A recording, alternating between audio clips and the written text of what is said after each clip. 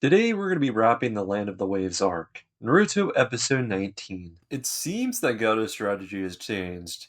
He has turned against Zabuza, and he's hired a bunch of other rogue ninjas to now fight, because it makes it a lot cheaper if they kill each other. Surprisingly though, Zabuza ends up apologizing to Kakashi. Essentially, if I'm not getting paid, you're not my enemy anymore.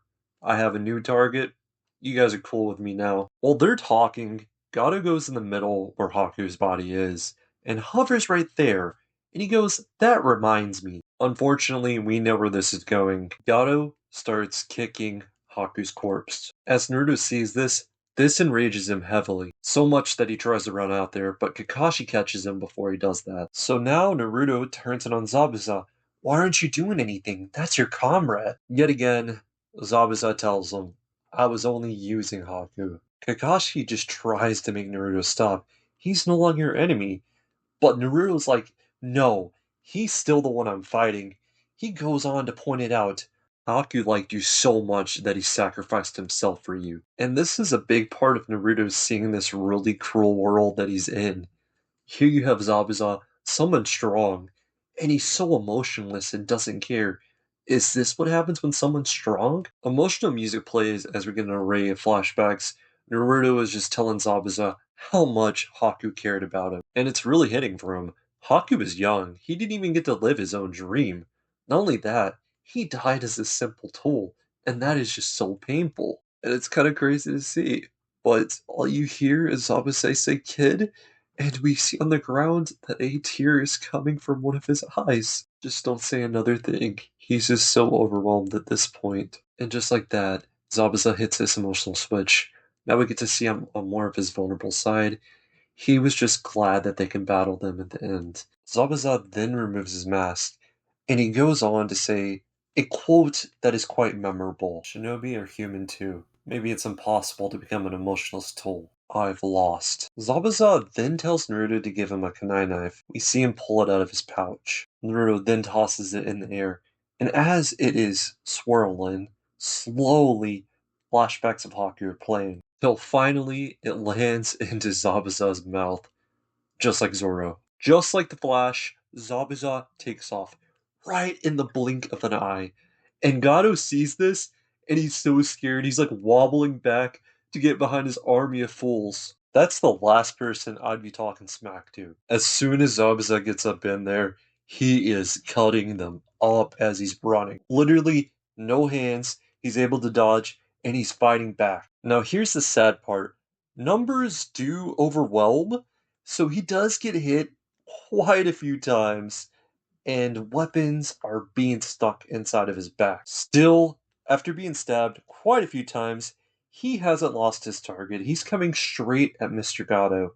This is literally full throttle till Zabuza stabs him with that same kunai knife. Even though Zabuza completed his new goal, he ends up getting stabbed by all the other rogue ninjas who come in right behind him. He still keeps pushing through even though he's got stabbed yet again many, many times. "This is pretty cold. You're going to hell with me." Zabuza continues stabbing Gato, till finally he throws him off the dock. After Gato's body splashes, Zabuza looks back at those rogue ninjas, and they're all just so scared. This makes way a path for him to go back to Haku's body. As Zabuza is walking towards Haku's body, he suddenly collapses and unfortunately dies. After just losing Zabuza, we cut to black, and all we can hear is a heartbeat, and someone is talking to themselves. It is Sasuke. He finally wakes up, and it comes to be that he's actually alive. Once Sasuke gets fully back up, this is where Sakura reveals everything up till now to this moment. And unfortunately, Sasuke comes to the matter of fact of what Haku was planning the whole time. Sakura yells at Naruto. At the same time, Naruto stares right back. Sasuke waves his hand, and we get to know he's good. He's alright. He's alive. During that battle with Haku, he had zero intention of ever wanting to kill them. Suddenly, the intention changes. Now the rogue ninjas are speaking up. "Our source of money is gone.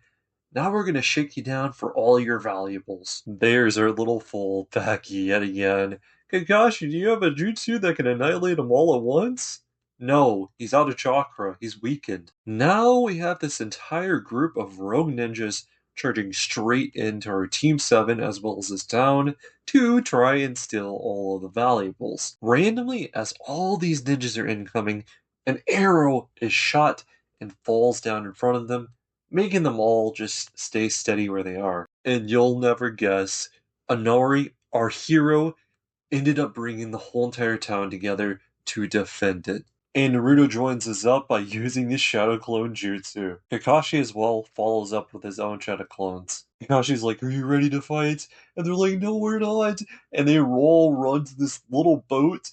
They're having to make a ladder with each other as well. "We've done it!" And everyone starts celebrating. Kakashi goes over to Zabuza's body, and well, he's not dead yet. Zabuza asks Kakashi for a favor to see Haku's face.